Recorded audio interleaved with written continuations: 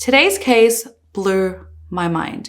I'm sure if you're around my age, you know who Jared the Subway guy is.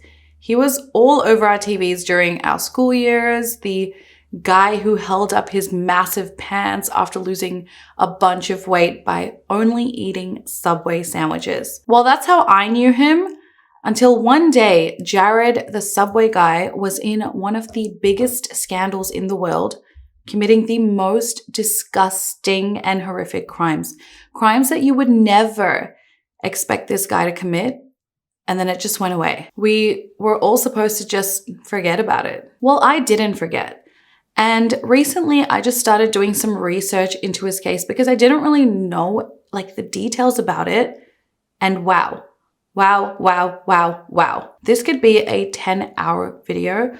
We could chat all day about this sicko and the sickos around him. So I'm going to try to give you the most important information. So let's talk about this sick case. Please be warned that this case does deal with the abuse of children. And honestly, this case was very, very, very hard for me to research. And I had to take many screaming breaks, so it might not be the video for you. And welcome back, guys. But if you're new here, my name is Zara, and on this channel, we talk about true crime. So if you're interested, please join the fam, hit that subscribe button, hit the like button too. It really helps out the channel. And also share this video because he's a sicko and everyone needs to know. Jared Fogle was born on August 23rd, 1977 in Indianapolis, Indiana. He grew up in a supportive middle-class family to his parents, Norman and Adrian. His father was a physician while his mother was a teacher. And he has a younger brother and younger sister and was raised in a Jewish home. He had a relatively normal childhood and graduated from North Central High School in 1995 before attending Indiana University as a business major. From a young age, and you can see from his photos, Jared struggled with obesity. When he was in the 3rd grade, he was given the best birthday present ever, a Nintendo. And he started playing video games more and more, and then riding his bike, playing sports, going camping, less. At first, he ate a relatively normal, healthy diet and wasn't overweight. But after the 3rd grade, he just sat around playing his Nintendo all day. He played on it for about an hour a day at first, but soon he was spending 5 or more hours a day on video games. Now, with his love of video games, he developed a love of junk food. He started watching too much TV, spending too much time on the computer, and eating lots of chips, candy, cookies, and cake. By the time he graduated high school, he weighed, are you ready for it? Approximately 425 pounds or 192 kilos, which led to challenges with bullying and social interactions. Now, his father, being a physician, warned him about his weight. He was the only one in the family with weight issues, and he would tell him that he would go on to have severe health issues. However, food comforted Jared. It replaced relationships, replaced social events, it replaced everything in his life, and became his one focus. When he began attending college, he was around that same weight, 425 pounds, 192 kilos, and carrying that amount of weight was wild. He said everything hurt, his shoulders, his knees, even his wrists, and that was without him even moving. His weight began controlling his life. Instead of picking college classes based on the teacher or the time of day, Jared would pick his college classes based on how far it was to walk, whether the chairs in the room were going to fit him. Walking across campus became a daily struggle for him. He would walk a little bit and then have to stop and catch his breath. Every time he came home from college, his parents would just nag him about his increasing weight. By the time he was 20, Jared was eating enough for 5 people. Sometimes 10,000 calories a day. So apparently this is what a day of eating would look like for Jared. So for breakfast, he would have 2 bacon, egg, and cheese sandwiches with a large order of hash browns, a large coffee with cream, and 10 packets of sugar. Lunch was an entire pizza, extra meat, extra cheese, and of course, dessert. Then a mid-afternoon snack would be usually 2 large bean burritos with extra cheese. Dinner would be not 1, not 2, but 3 rounds at a Chinese buffet and ice cream for dessert. We're not done. Then his late night snack would be a burger, fries, and some kind of dessert. At times, he would down 15 full sugar cans of Mountain Dew a day. 15. He also lived near a McDonald's, so he would go there often and he would eat many double quarter pounders with cheese, supersized fries, and soft drinks, and a couple of apple pies for dessert. I mean, it's not easy consuming 10,000 calories every single day. Like, damn, no wonder he was that overweight. I don't even eat a quarter of that at my worst day, and I gain weight in like a couple of months. So it's no wonder he was huge. Now as a parent, and I'm saying this because Jared was overweight prior to him living on his own, it's our responsibility to keep our kids healthy, right? I remember watching a video where parents were complaining that their kids only ate junk food and chicken nuggets and things like that. And then the doctor was like, but who's buying the junk food? If you don't buy it, they don't eat it. And I was like, wow, that's so true. Don't buy it, they can't eat it. And I know that sounds pretty like basic, but yeah, it's up to the parents. We provide the food to the kids. So anyway, Jared wasn't just happy with his weight. He did try several times to lose weight, but always failed like most of us do. But one day, a classmate of his pointed out that his ankles were so swollen. And when he saw a doctor, he was told he had edema, a condition where fluid builds up in the body. Jared knew the time had come to really, really lose weight. And the answer was literally right under his nose. At first, Jared began walking to all of his classes. You would think that's normal, right? But normally he would drive and park as close as possible to each class instead of walking. But he started walking everywhere, but it wasn't enough. His diet needed to change. At this point, Jared lived at an apartment right off campus in Bloomington at the corner of Woodlawn and Atwater Avenues. And tucked into the corner of this small apartment building was a little shop, a Subway sandwich shop. Jared later said, I was feeling really low, just feeling bad about myself across the board. And I was standing there at the Subway sandwich shop reading a sign advertising their 7 sandwiches with 6 grams of fat menu. And it just sort of dawned on me. I liked Subway. Maybe this could be a way I lose weight. So there it began. Jared would have a coffee for breakfast. His lunch was a 6-inch turkey sub, a bag of baked potato chips, and a Diet Coke. For dinner, he would have a foot-long veggie sub with a Diet Coke, and he would avoid all the extras like cheese, mayonnaise, sauces, or any oils. So fast forward a year, okay? In the spring of 1999, Jared had been walking around the campus, and a friend named Ryan Coleman saw Jared. He had been Jared's freshman year roommate and knew what Jared used to look like. So when he saw him, he was so shocked at his massive transformation. Jared was now 245 pounds or 111 kilos lighter. He probably weighed around 180 pounds, 80 kilos, and that's like over 10 kilos, 22 pounds lost a month. That's a huge change. He didn't even look the same. Ryan was an Indiana Daily student reporter and wrote a story about Jared's dramatic change, and he titled it From Thick to Thin. It was on the front page of the April 1999 student paper. Whatever Jared might be, let's give props to him for losing this weight, because losing weight is simple, but it's not easy. You really need to stay consistent and dedicated to it. And he did this for over a year. So props to him. That's probably the only time I'm going to give him any props. People noticed the dramatic weight loss. He was probably also one of the biggest people around that area, and they were really drawn to his weight loss. Men's Health magazine picked up the story, including it in a November 1999 article titled Stupid Diets That Work. Then a Subway franchisee from Chicago saw Jared's story and took it to Subway's Chicago-based advertising agency. I mean, Jared was just openly crediting his massive weight loss to the Subway diet. This was free advertising. Great advertising. Subway is technically fast food, right? So now this guy who had made himself healthy credited Subway with being a healthy option. So the company then struck a deal with Jared, centering an ad campaign on his experience. 2 years after that article came out, in the year 2000, Jared's first commercial with Subway came out. He became known as Jared the Subway Guy, promoting the brand's healthier eating options. Here is Jared Fogle. You may have seen him on the news or a talk show. He was inspired by Subway's great-tasting sandwiches.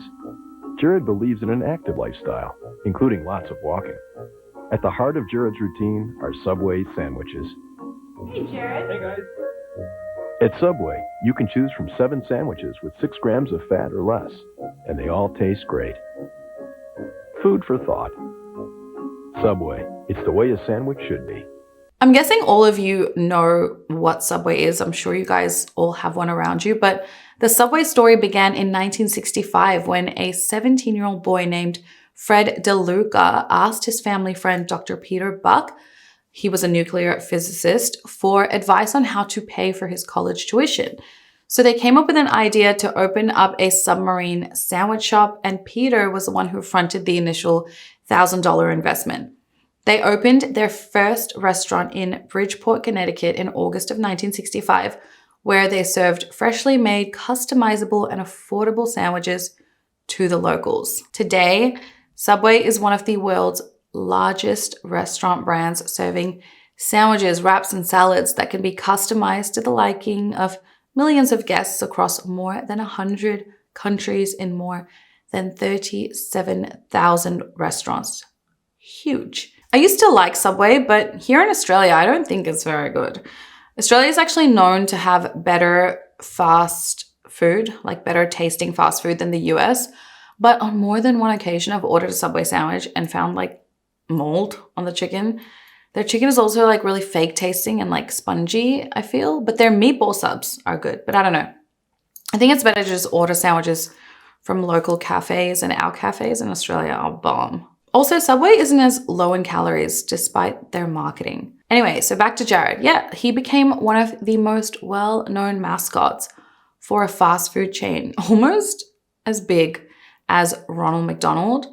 But Jared went to star in more than 300 commercials holding up, you know, his famous fat pants. I mean, those freaking pants traveled everywhere with him. It was a real shock factor, I guess, and really showed people how big he really was. Like, it really gave a visual to everything. By the next year, Subway was showcasing success stories of others who had lost weight while eating its sandwiches. And Jared became a celebrity in his own right, and everyone at the time knew who he was. He starred in commercials with other celebrities like Michael Phelps, Tony Parker, The Muppets, John Cena. He even got minor movie roles like Sharknado, Jack and Jill, the Adam Sandler movie, and South Park and SNL even parodied him. Jared became so well known over losing weight. I mean, has anyone else become that well known just for weight loss? Maybe Kirstie Alley, remember her? She was like famous with Weight Watchers. Oprah kind of became famous for losing weight, but those two were already famous prior, right?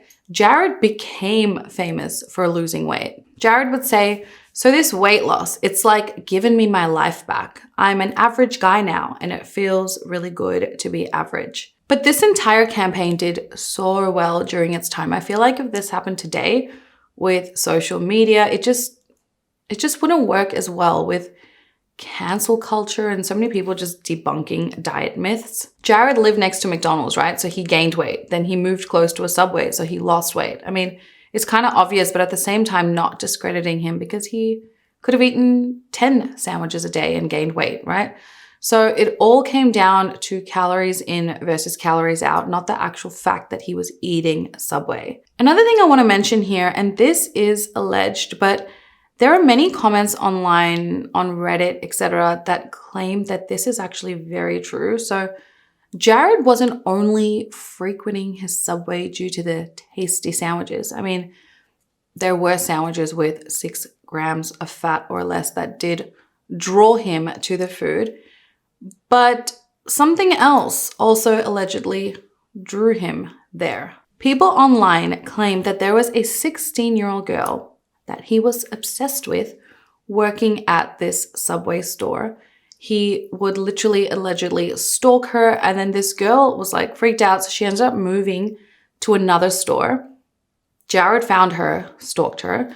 So then she moved again to a different store.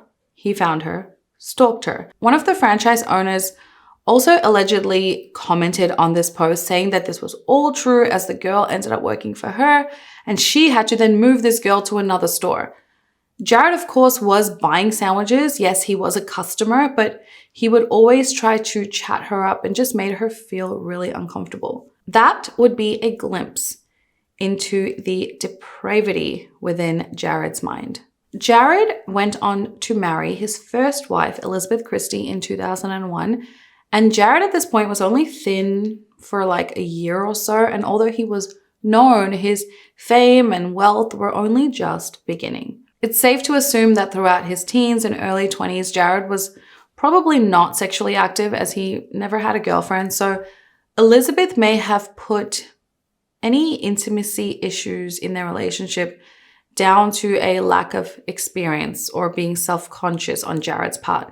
He apparently also gained back 40 pounds, 18 kilos, maybe out of comfort, or it was a marketing strategy, because he just did a campaign with Subway to lose that weight with Subway with a drastically low-calorie diet for his wedding. It became like another sort of brand promo. However, soon into their marriage, things were not going well due to Jared's hectic schedule, as they claim, but it was later revealed their relationship was troubled, and after 5 years, Elizabeth fled their Indianapolis home. In her divorce petition, she stated the marriage was irretrievably broken, and she also got a restraining order against Jared, as sources would later claim that he became controlling and had a mean streak in him. The divorce was finalized in the year 2007. But despite the divorce and any allegations, Jared's brand grew and grew and grew and grew. He kept himself busy promoting the Subway diet. Even after doctors came out saying that this diet, the 2 sandwiches a day diet, was only 1,000 calories per day, meaning it was like the clinical definition of starvation. But Subway saw the effect it was having on the public, so they kept pushing it. Jared proved to be the key to Subway's success. In 2005, their sales dropped 10% after commercials featuring Jared briefly stopped airing. Jared soon began speaking at schools and public events, sharing his weight loss journey and advocating for everyone to have a healthier lifestyle. He also authored a book titled Jared, the Subway Guy, how original, and Subway sponsored a bunch of health initiatives. They partnered with the American Heart Association and promoted random acts of fitness for kids. This success in public speaking and leading events then led Jared to start the Jared Foundation in 2004, which was a nonprofit to help fight childhood obesity through educational programs provided to parents, schools, and community organizations. In 2008, Subway sent him on a huge tour de France celebrating 10 years of keeping the weight off, which is, incredible. So do we know what pedos are? Pedos? What do you guys say? I'm going to refer to these people, if you guys know what I'm talking about, as pedos, because YouTube doesn't like the real word. So if you don't know what it is I'm talking about, leave a comment down below and I'm sure someone's going to help you out. So there have been many studies on pedos, and it has shown that these people, they often look for people and opportunities that give them access to children. Despite Jared having a relatively normal upbringing, no trauma that is revealed anyway, his weight loss either changed him or allowed the evil in him to grow. When his marriage to Elizabeth ended, Jared was now free to spend his time and focus on the Jared Foundation, something that he enjoyed tremendously. You see, the Jared Foundation gave him direct access to hundreds of children. children he never had good intentions towards. It was through this foundation that Jared would meet two people. One who aided his sick fantasies and requests, and one who tried to take him down. These two people would change his life in dramatically different ways forever. When the Jared Foundation was created, a man named Russell Taylor was hired to be the director of the foundation. Jared soon formed a business relationship with Russell helping to manage his brand.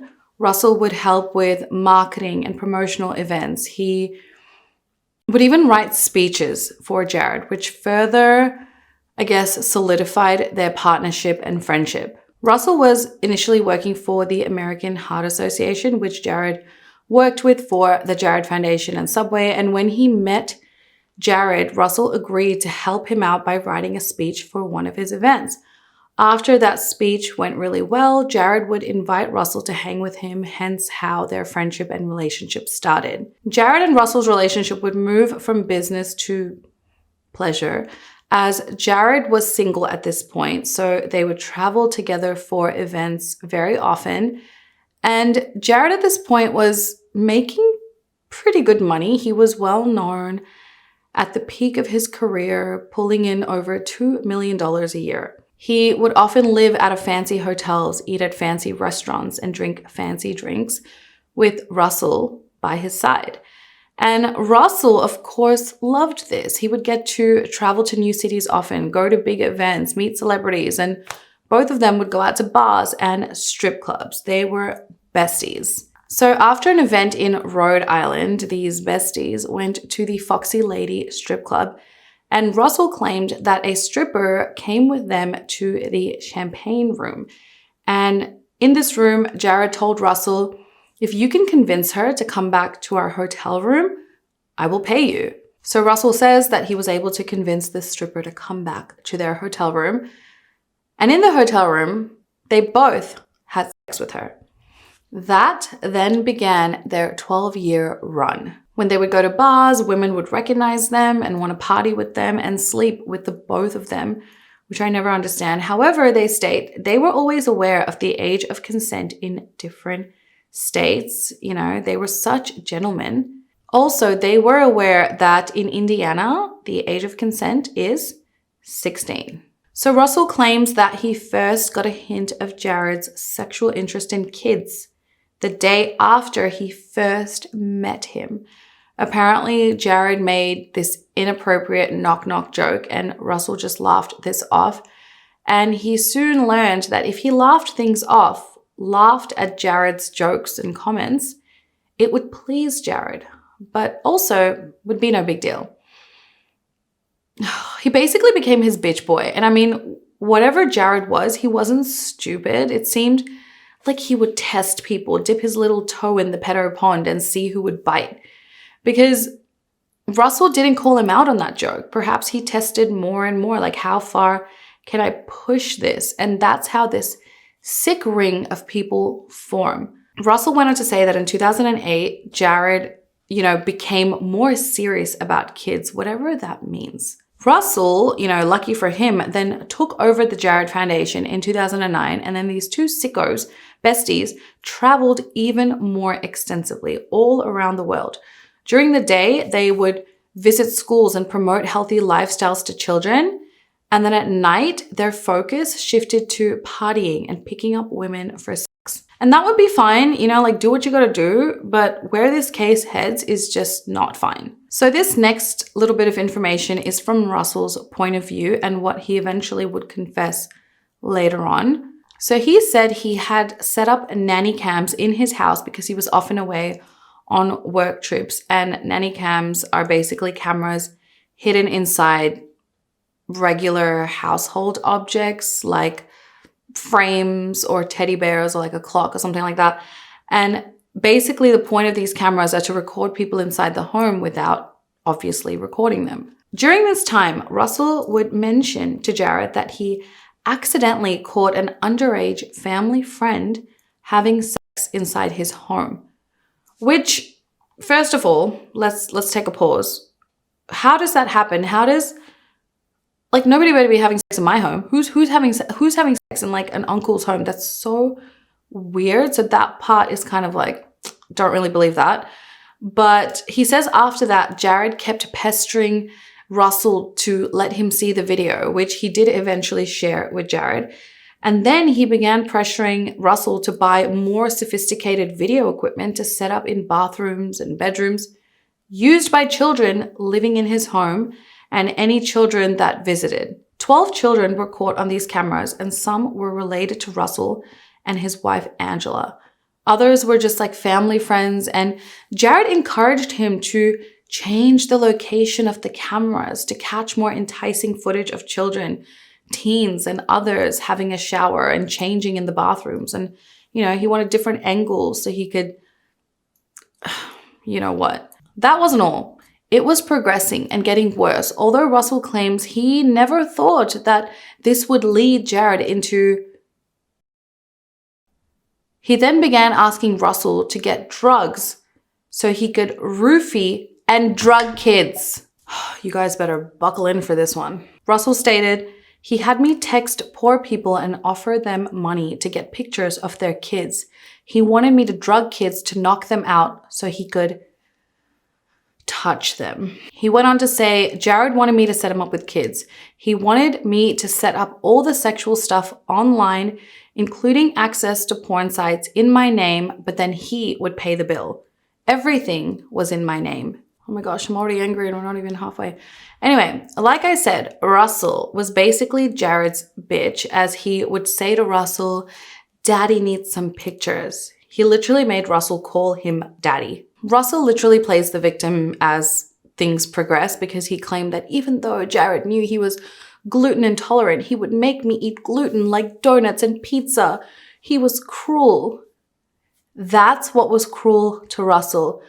Eating foods with gluten, which what will give you a little tummy upset, not the freaking porn sites access to. What is wrong with people? What is wrong with people? Russell claimed that he rationalized his behavior, thinking that sharing CP with Jared would prevent Jared's fantasies from turning into in real life. And I don't know how he's saying this when he said Jared asked him to drug kids so he could fondle them. The fuck? He goes on to say that he would travel to Thailand, Korea, and Japan and always ask for 18-year-old sex workers. He claims that he never saw Jared have sex with minors whilst they were there, but later on we learned that that's not true.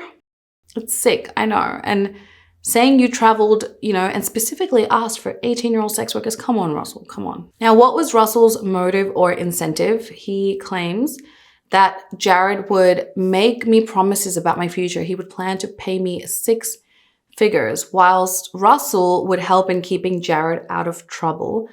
But, well, he didn't. He helped him get into trouble, but just on the down low. And Russell was only getting paid $40,000 a year at the foundation, right? Only $40,000, but he was living like a celebrity by Jared's side. Also, we later find out his motive was not only financial, right? Because he too was also a sicko. He too would abuse children. So let's get into this part of the case. Have a sip of water, you're gonna need it. So meanwhile, at this point, Jared met another woman named Katie McLaughlin, and he had actually met Katie through his brother back in 1999 in Indiana University. But later they began dating and he proposed to Katie in 2009 and then they got married in 2010. They went on to have 2 children, a boy and a girl. I believe around the same time, I couldn't find the exact dates, but Russell began a relationship online with a woman named Angela Baldwin, and they hit it off and soon got married.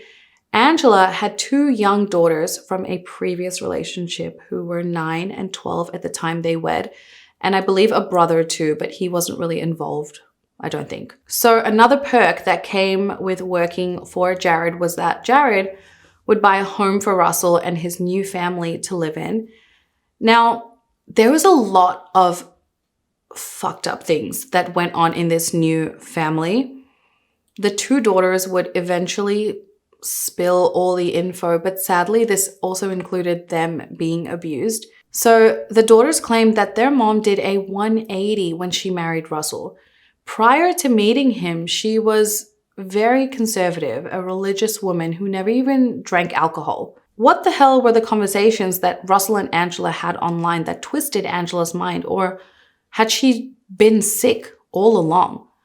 Court documents would later reveal that the couple would go on to have 9 minor victims throughout their relationship.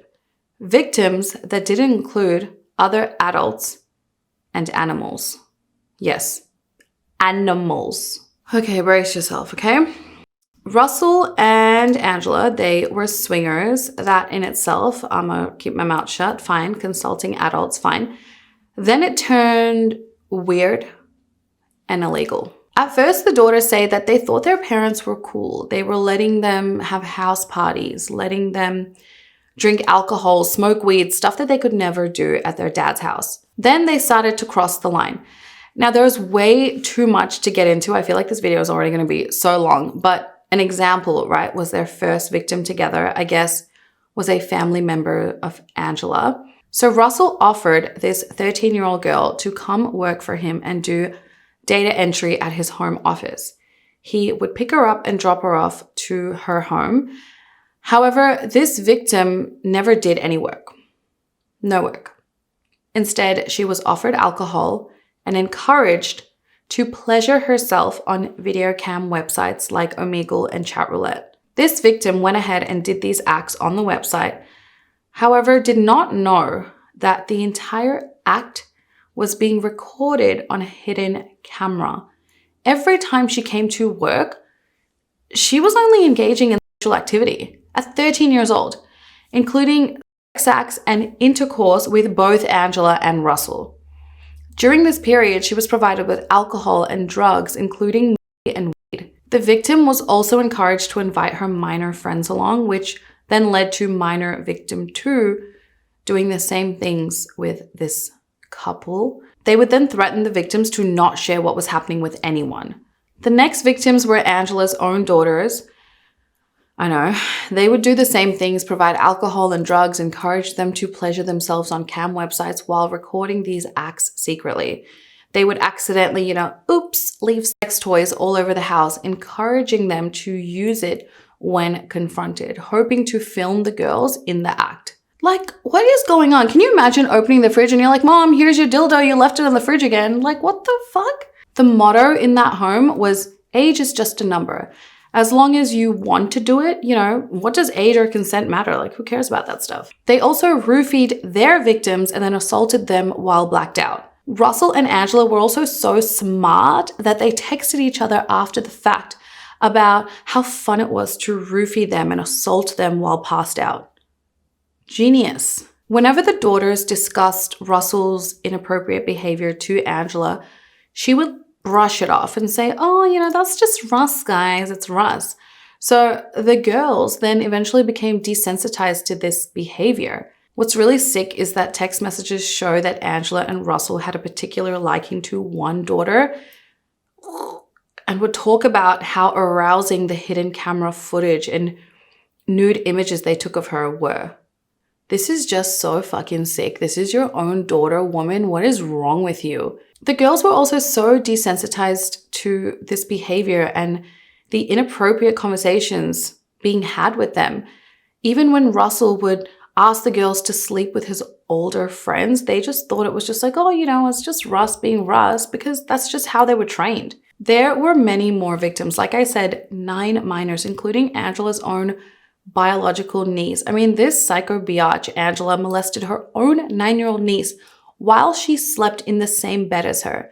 And she slept in the same bed as her because she was afraid of sleeping alone. When it was happening, the niece said that she was really scared. So she kind of just played dead, played like she was asleep, and she didn't say anything. But the next morning, when she confronted Angela, Angela denied the accusations and began crying and playing the victim like, how could you think I would do that to you? Well, because you did. Russell and Angela were also filming a lot of things. These guys loved filming their sick shit, either openly acknowledging that they were on camera as well as secretly recording a number of underage victims in their home. All of this was done. It was a job of producing CP, bestiality, P, all to provide Jared with a freaking collection of goodies for him to enjoy like the sick fuck he was. Okay, I'm getting heated. Okay, all right, let's go back to Jared. So this is how he meets this amazing, brave woman named Rochelle Herman. So Rochelle was a radio host and journalist, and she was asked to interview Jared about his foundation, etc. And they would also be attending a middle school in Florida and having another interview there. So she meets Jared. He was nice and normal, but she says he then immediately began flirting with her, getting touchy-feeling with her while taking pictures, etc. And this would be in 2007, around the time of his first divorce. So they're in the school auditorium now. No one else is there apart from the cameraman. And they're both mic'd up, but they're just waiting for like the technicalities to finish, the camera to set up and things like that. And during this time, Jared is still flirting with Rochelle, making it clearly obvious what his intentions with her are. But then he leans in and whispers something into her ear. She looks over at her cameraman, who would have heard the comment too, and her face is like shocked. Jared whispered something in her ear that he never should have. If he didn't make this one mistake, his pedo streak might have gone on much longer, but Rochelle was not the one. So he said to Rochelle, a woman he barely knew, by the way, that he thought middle school girls were so hot. At first, she's like, hold up, wait a minute. Did I just hear what I think I heard?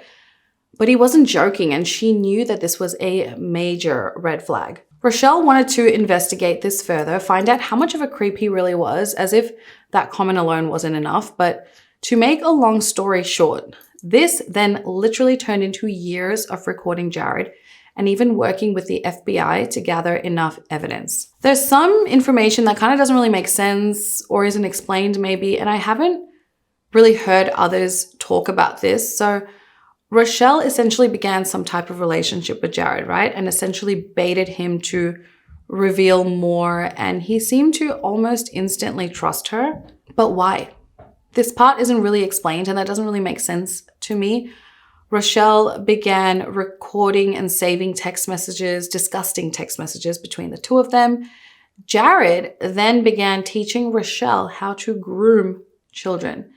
Jared was excited when he spoke about kids, even non-sexually, and he had no filter with her. In one explanation on how to lure kids, he said, we just start sharing stories, and then, we get a little closer, and then a little closer, and a little closer. And before you know it, it just starts to happen. Saying how it was not hard at all. And he told her how girls from broken homes were the ones to target. Yeah.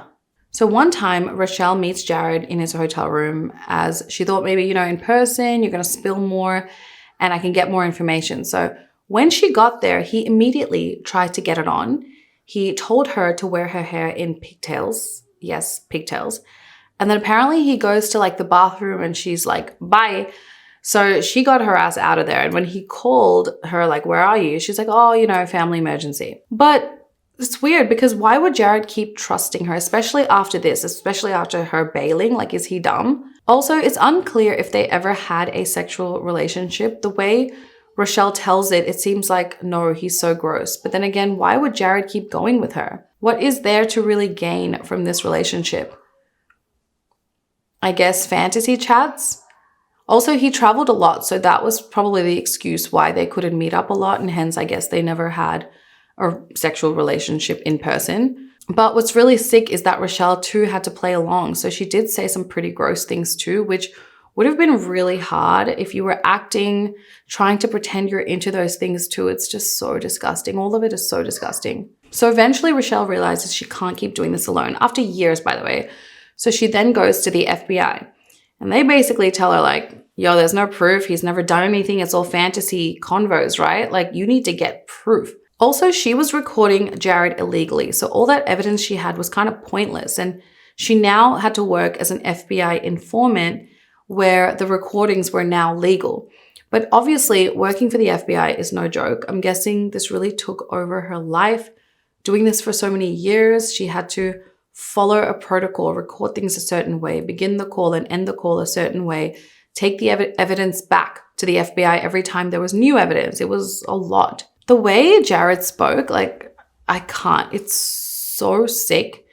He preferred young kids, boys and girls. It didn't matter. The younger, the better for him. Now I want to know what turns you on the most? Like, the young girls or the young boys? You know, both of them do. They do? How are they? Both of them. Can you explain? I really want to know. Well, can you see, can you just see one of these before you pop nobody first? Yeah. Would that turn you on? Well, how would that happen? How would that happen? Well, if we get them segregated out, and that's the thing, we're just the three of us, when we just sort of, start talking or whatever, and we start just sharing stories, and then, we get a little closer and a little closer and a little closer, and before you know it, this starts to happen. So it's not that hard to do? No, not at all. Really? Mm-hmm. Okay. Does that turn you on? Yes, I'm intrigued. Are you? I am, very much. I would like to know. Good. I would like to know. I think it would be amazing. It would be so much fun for us, for you and I. Is there any kind of personality to look for? I think it's just going to depend on the situation. I don't know. We'll see. Yeah. But I think that girl from the broken home could be a possibility, Mm-hmm. I definitely think that. And,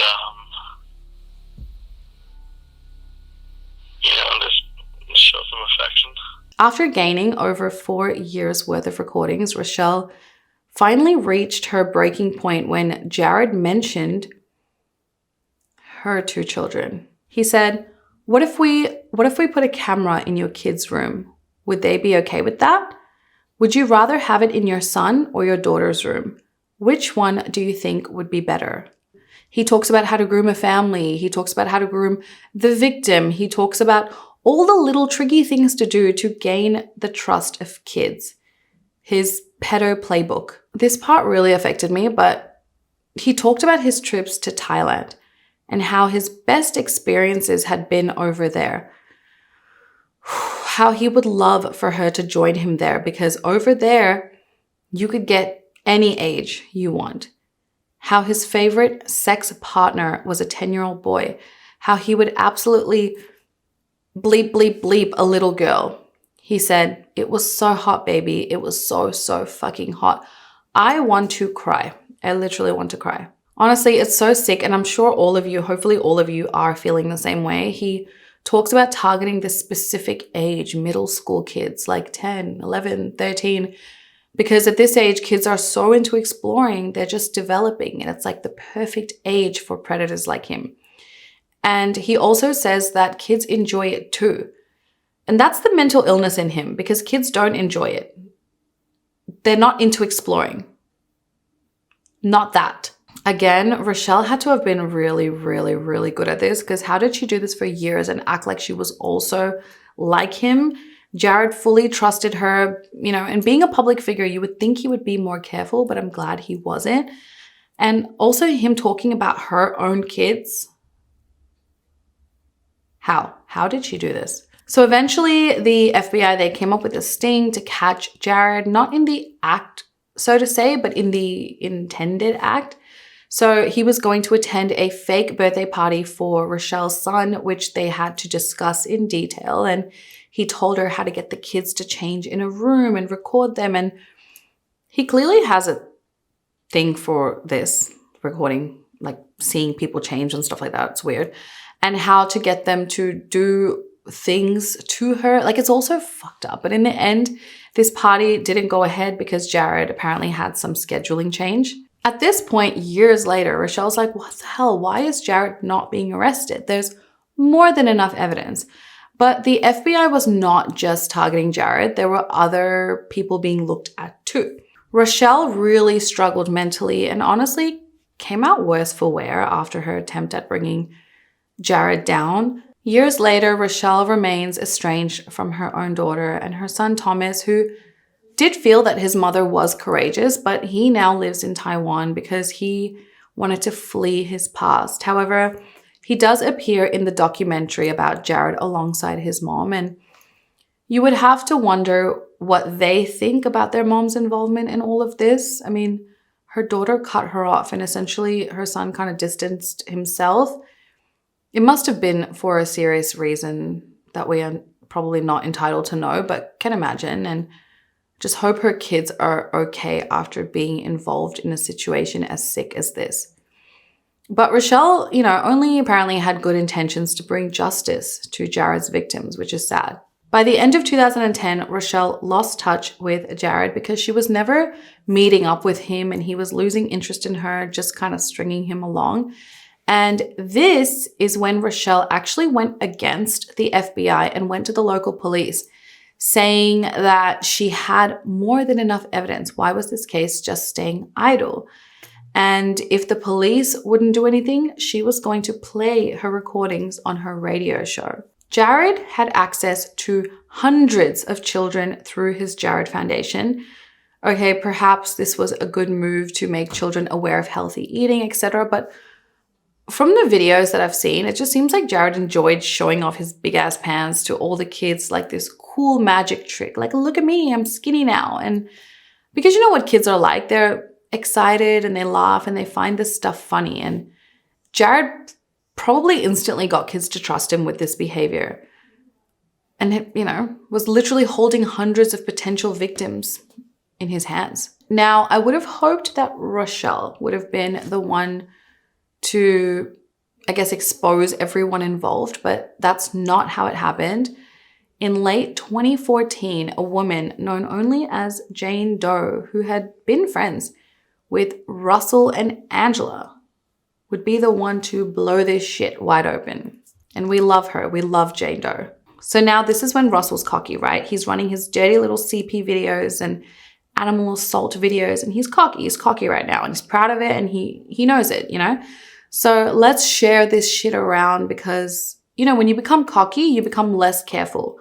So Russell flirts with Jane Doe via text and then goes, "Hey, check this out." Then sends her a link. It was a website showing CP. Russell then offered to provide her with images of various illegal acts, including of young girls. Jane Doe, I believe she had a few horses, so then Russell asked her if he and Angela could come over to engage in acts with the horse. He then sent her a picture of Angela with a dog doing disturbing things. Jane Doe was like, "Oh, hell no." And then she went to the Indiana police. Guys, let's take a moment. Let's thank Russell for being a fucking idiot. First off, if someone ever sent me anything to do with CP, I would not do something illegal and talk about it on YouTube. No, seriously, guys, comment below how you would react because first off, that's my worst nightmare. Researching these types of cases already has put such wild images in my head. I never, ever, ever, ever, ever, ever in my life want to see anything related to CP, even by accident, because I would mentally just not be okay.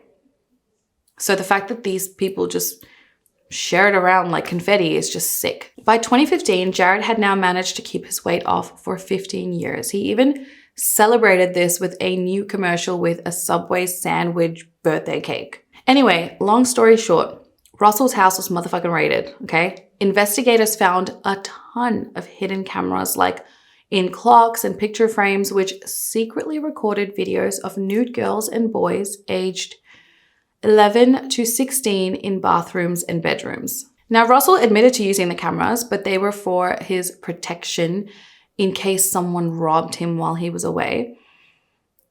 Okay, Russell, you don't even own your own home, so shut up, okay? Shut up. Angela's daughters later would find all of this out, that there were many videos that were recorded of them doing anything and everything, and it was traumatizing to them knowing what was going on in that house, in the house that they lived in. You know, it's like Eve when she bites the apple and then everything becomes clear. Russell was arrested on charges of possession of CP, child exploitation, and voyeurism. The Subway Corporation responded, making a statement saying, "We don't have any affiliation with the foundation, and we were disgusted to hear about these claims. We're glad Jared took quick action to sever all his ties with Mr. Taylor." When Jared heard about Russell's arrest, I'm sure he was shaking in his boots, because he released a statement next saying, "I was shocked to learn of the disturbing allegations against Mr. Taylor. Effective immediately, the Jared Foundation is severing all ties with Mr. Taylor." Okay, Jared. Okay. Subway was probably also shaking in his boots saying, "Please, dear Lord, don't let Jared be involved in any of this." But how wrong they were.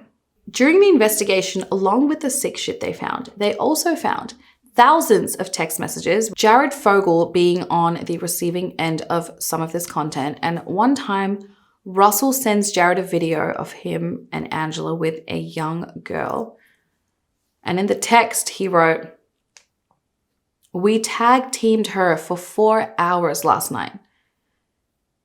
With Jared responding, this makes me really angry, "When do I get to pound her?" A thumb drive and a laptop purely designated for CP was given from Russell to Jared, and they would take this laptop on their flights and to all the different locations and enjoy the content like sickos. After this, a search warrant was then issued for Jared the Subway guy's home. On July 7th, 2015, the FBI and Indiana State Police raided Jared's home in Zionsville and arrested him on charges of distribution and receipt of CP. Many computers, cell phones, and other recording devices were seized, and they tried to keep all of this quiet, but it was all over the media, and Jared was even filmed being arrested. Jared was very good at maintaining his double life. One where he was a cute spokesperson for Subway, and one where he was a sexual deviant, spending over $12,000 a year on sex work, not including the underage activity, openly in big hotels like the Ritz-Carlton and the Plaza Hotel in New York. Jared pled guilty to 1 count of receiving CP and 1 count of traveling to engage in sex with a minor in August 2015. It took just a month. There was way too much evidence against him. However, Jared's attorneys claimed that all of this stemmed from Jared's massive weight loss.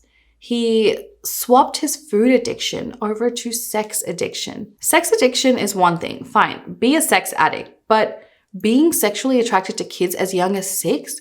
6? The fuck is wrong with you? Bullshit. I reckon he was always like this. I'm sure he was into this stuff when he was overweight. You don't just one day wake up and decide that CP is a turn on. It's sick. He was sick. His fame, money, and access facilitated him to act on this sickness. He had traveled across state lines to pay a minor for sex, and he had received in excess of 400 child CP videos from Russell. In November 2015, Jared was sentenced to 15 years in prison, 188 months for each count, which he is serving concurrently. He also paid $100,000 in restitution to each of his 14 victims, totaling to $1.4 million, plus a $170K fine. I mean, that's a pretty damn light sentence, 1 year basically for each victim. What pisses me off is that what about his Thailand victims? I'm sure he's had victims in other countries. He just gets away with that. Meanwhile, Russell was sentenced to 27 years in federal prison on 12 counts of sexual exploitation of a child and 1 count of distribution of CP. Angela, who I really think is the sickest of them all, because She's supposed to be a mother. She birthed those girls and raised them only to abuse them. She's a sick bitch. Text messages were found between Angela and Russell talking about setting up the camera and drugging the kids. One time, she learned that Russell had assaulted a minor. She wrote it as slept with a minor without her. And she's like, it pisses me off, but more than that, it turns me on. Anyway, so she was charged with various counts of sexual exploitation of a minor and attempted exploitation, conspiracy to produce visual depictions of minors, engaging in explicit conduct, and one count of possession of visual explicit acts with minors. She and Russell were divorced in 2017, and Angela will serve 33 years in jail. It's wild that she got the worst sentence. I feel like they all should have gotten something similar. Jared is also required to register as a sex offender once he is released, and his digital devices will also be monitored. He will not be released from prison until March 2029 at the earliest. Jared's wife, Katie, divorced him immediately. She claimed she had no idea of the sicko that he really was. She claimed she literally found out during the FBI raid. She said the victims were in her thoughts and she would now be focusing solely on raising her 2 children. She also sued Subway, saying that they knew what Jared was. But the question is, did they? Subway wasn't taking any chances. They quickly removed all references to Jared from their website, and they said in a statement that the 2 of them have mutually agreed to suspend their relationship due to the current investigation. Prior employees also came forward and said that they had made complaints about Jared's behavior back in 2008, but it was never investigated. Even as far back as the year 2004, the VP of Subway was told that Jared approached a young girl for sex at a Subway event, but because Jared never took it further, they did nothing more. When this employee approached the CEO in 2008, he reportedly said, "Please don't tell me anymore. Don't worry, he has met someone. She is a teacher and he seems to love her very much, and we think she will keep him grounded." Okay, Subway. Jared lost the entire empire he built and received widespread condemnation, effectively ending his career. He lost all endorsements and contracts, and his image is now destroyed. Destroyed. You can't get it back. Jared's life was marked by this remarkable weight loss journey that led to fame, fortune, and opportunities. However, his sick desires led to his dramatic fall from grace. This case really made me so angry. As I'm sure when I'm editing this, I'm going to be like, damn, Zara, you should kind of chill. But I honestly researched this case for over 2 weeks, like 2 weeks, which is a long time for me. And there was so much detailed information, so many court documents to read, and it honestly makes you so sick to your stomach. I even tried to talk to Jay about this case one night, and he was having none of it. He was like, nope, don't even want to hear the details. And I get it. So now just imagine what those minors went through. I know he also had older victims, but these poor kids that get their innocence just taken away by these monsters who violate, abuse, and destroy their little souls. The Thai kids really get to me, and any other kids that he abused while overseas, purely because of the way Jared talks about them. Those parents just allowing people to pay for sex with their little kids, their little babies. And it's such a hard situation because these people need money, but it's like, damn, like they're your kids, you know? The text messages between Russell and Jared and even Angela, like what the fuck is wrong with them? There must be a broken fuse in their brain, because how can you be okay with talking about children like this, let alone doing what you did? And who knows what else they did, the stuff that they didn't record. I can't even like fathom it. I can't imagine it. I won't.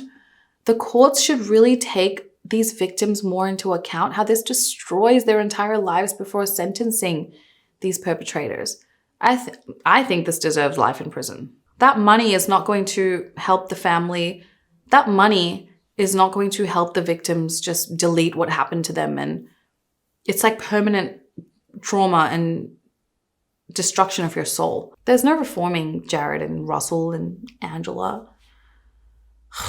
I'm so glad this case is over. Let me know your thoughts on this case down below, guys. I'm sure we're all going to feel the same way. And I'm sorry if I spoke really fast and I'm a bit aggressive in this video because I really have to go calm down now. Maybe I'm going to have a little Coke Zero. It's hot today. Yeah, I'm just so angry and I'm so glad I'm done talking about this case because it's been on my mind. I literally dreamt about Jared. Like, it's literally, these cases really get into your psyche. So yeah, let me know your thoughts down below. Don't forget to like the video if you've come this far. It really helps out my channel, and subscribe if you haven't already. What are you doing? Thanks so much, guys, and I will see you in next week's video. Besitos. Mwah. Bye.